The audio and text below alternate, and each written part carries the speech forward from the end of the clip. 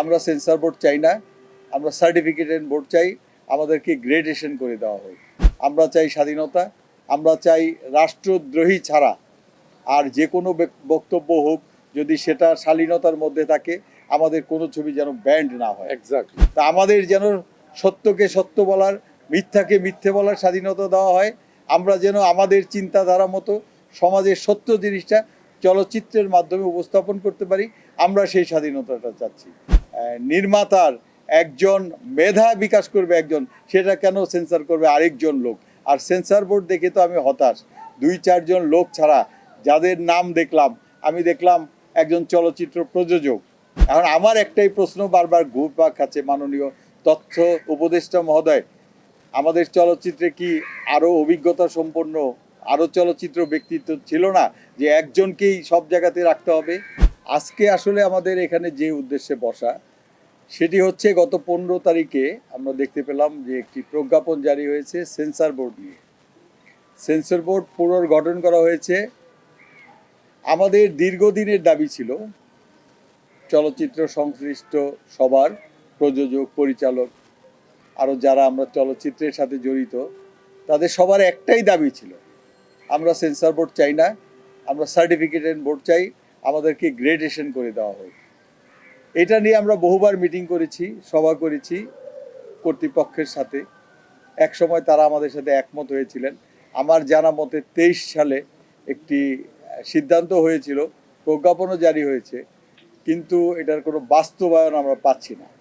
আমরা চাই একজন নির্মাতা তার সম্পূর্ণ স্বাধীনতা দিয়ে, তার মেধা দিয়ে, তার চিন্তা দিয়ে চলচ্চিত্র নির্মাণ করবে। এখানে আরেকজন এসে তার চিন্তাধারার উপরে ছুরি চালাবে, কেচি চালাবে, উনি কাটিং করবেন, এটা আসলে আমরা চাই না। আমরা চাই স্বাধীনতা, আমরা চাই রাষ্ট্রদ্রোহী ছাড়া আর যে কোনো বক্তব্য হোক, যদি সেটা শালীনতার মধ্যে থাকে, আমাদের কোনো ছবি যেন ব্যান্ড না হয়। এক্স্যাক্টলি। আমরা চাই শুধুমাত্র রাষ্ট্রদ্রোহী কোনো বক্তব্য ছাড়া শালীনতার মধ্যে আমরা বাস্তব চিত্র তুলে ধরব চলচ্চিত্রের মাধ্যমে, সমাজের বাস্তব চিত্র তুলে ধরব চলচ্চিত্রের মাধ্যমে, এবং সমাজের উন্নয়ন বিকাশ হবে চলচ্চিত্রের মাধ্যমে।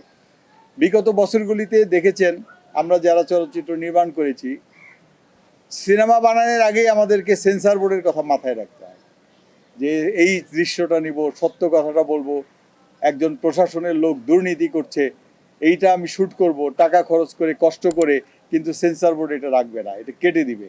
তা আমাদের যেন সত্যকে সত্য বলার, মিথ্যাকে মিথ্যে বলার স্বাধীনতা দেওয়া হয়। আমরা যেন আমাদের চিন্তাধারা মতো সমাজের সত্য জিনিসটা চলচ্চিত্রের মাধ্যমে উপস্থাপন করতে পারি, আমরা সেই স্বাধীনতাটা চাচ্ছি। আমরা চাচ্ছি আমাদের চলচ্চিত্র যেন সেন্সর হবে কেন, একজন নির্মাতার একজন মেধা বিকাশ করবে একজন, সেটা কেন সেন্সর করবে আরেকজন লোক? আর সেন্সর বোর্ড দেখে তো আমি হতাশ। 2-4 জন লোক ছাড়া যাদের নাম দেখলাম, আমি দেখলাম একজন চলচ্চিত্র প্রযোজক, ওনাকে সেন্সর বোর্ডে রাখা হয়েছে। উনি প্রযোজক এবং পরিচালক। আমি এই ভদ্রলোককে চিনি না, আমি কাউকেই ছোট করে কথা বলবো না। আমাকে চিনতে হবে একটু। আমাদেরকে, আমরা নির্মাণ করি আমার ছবি, আজকে একজন মালেক আফসারির ছবি, একজন কাজী হায়াতের ছবি, এটা সেন্সর করবে, এটাতে কাচি ধরবে, এটা চলবে কি চলবে না সেটা কে সিদ্ধান্ত দিবে, সেটাও আমাদেরকে ভেবে দেখতে হবে। মাননীয় তথ্য উপদেষ্টার কাছে আমাদের বিনীত অনুরোধ, আমাদের দীর্ঘদিনের দাবি, আমাদের সেন্সর বোর্ড আমরা চাই না, আমরা চাই সার্টিফিকেশন বোর্ড, গ্রেডেশন করে দিন আমাদের চলচ্চিত্রকে, এটা আমাদের দীর্ঘদিনের দাবি। আর ওই গ্রেডেশন বোর্ডেও যারা থাকবেন, তারা যেন সমাজের চলচ্চিত্রের, আমাদের সকল স্তরের চলচ্চিত্রের মানুষদের গ্রহণযোগ্য ব্যক্তি হয়, এবং তাদের নিয়ে যেন কেউ প্রশ্ন তুলতে না পারে উনি কি ছবি বানিয়েছেন, চলচ্চিত্রে ওনার অবদান কি। তাহলে আমার মনে হয় সমস্ত বিতর্কের ঊর্ধ্বে থাকবো আমরা। মাননীয় তথ্যমন্ত্রী মহোদয়, আপনাকে অনুরোধ করব, আপনি সশরীরে এসে আমাদের এফডিসির অবস্থা দেখে যান, আমাদের চলচ্চিত্র অবস্থা দেখে যান, আর কিভাবে এটাকে বাঁচানো যায় আপনি এসে সেটাকে দেখে, আমাদের যেভাবে চলচ্চিত্র নেতৃবৃন্দের সাথে কথা বলে কি করলে এখন আমরা আবার সেই আগের চলচ্চিত্রে ফিরে যেতে পারবো, আপনার ভূমিকা আমরা অবশ্যই একান্তভাবে কামনা করি।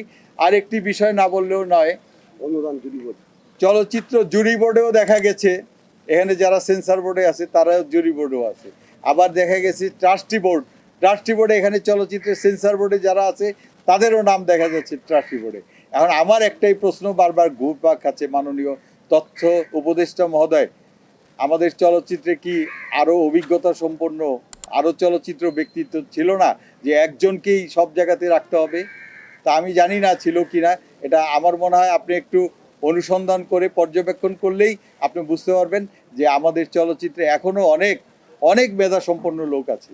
তো আর একটা বিষয়, অনুদান প্রথা যেটা আগামী বছর দেওয়া হবে, যারা সত্যিকারের চলচ্চিত্রের সাথে জড়িত, যারা চলচ্চিত্র নির্মাণ করে, যারা যারা পুরনো প্রযোজক পরিচালক, অনুদান শুধু তাদেরকেই দিবেন। আমি যতটুকু জানি যে শুধু প্রযোজকরাই অনুদান পায়। সত্যিকারের প্রযোজক যারা অনুদানের টাকা নিয়ে যারা নিজের পকেট থেকে আরও 50, 60, 70, 1 কোটি টাকা ভর্তুকি দিয়ে সিনেমা বানাতে পারবে, সামর্থ্য আছে, শুধু তাদেরকেই অনুদান দিবেন। সরকারের টাকা যেন জলে না যায়। আমি অনেক কষ্ট করে তদবির করে 75 লাখ টাকা একটা অনুদান নিয়ে আমি ভাববো 25 লাখ টাকায় শেষ করব, এই আমার একটা ইনকামের ধান্দা, 50 লক্ষ টাকা আমার পকেটে থাকবে। এই রকম লোক যেন অনুদান না পায়। আপনারা যাচাই বাছাই করে সরকারি টাকা যেন নষ্ট না হয়, জনগণের টাকা যেন নষ্ট না হয়, এবং এই অনুদানের টাকায় যেন ভালো ভালো চলচ্চিত্র নির্মাণ হয় এবং চলচ্চিত্রের উন্নয়ন যেন হয়। মাননীয় তথ্য উপদেষ্টা মহোদয়, এটাই আপনার কাছে আমাদের অনুরোধ, আমাদের চলচ্চিত্রবাসীর অনুরোধ।